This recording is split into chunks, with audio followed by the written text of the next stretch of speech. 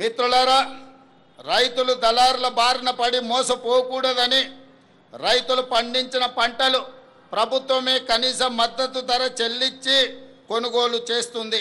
ఎంత భారమైనా సరే చివరి గింజ వరకు పంట ఉత్పత్తులను కొనడానికి రాష్ట్ర ప్రభుత్వం ప్రయత్నం చేస్తుంది. మేము అధికారం చేపట్టిన తర్వాత ఇప్పటి వరకు 2.5 ఏళ్లలో ధాన్యం కొనుగోళ్లకు 82,840 కోట్ల రూపాయలను ఇప్పటి వరకు రైతాంగానికి చెల్లించినాం.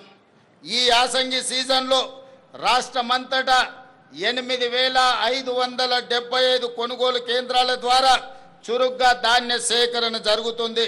ఇప్పటి వరకు 63,65,000 మెట్రిక్ టన్నుల ధాన్యాన్ని కొనుగోలు చేయడం జరిగింది.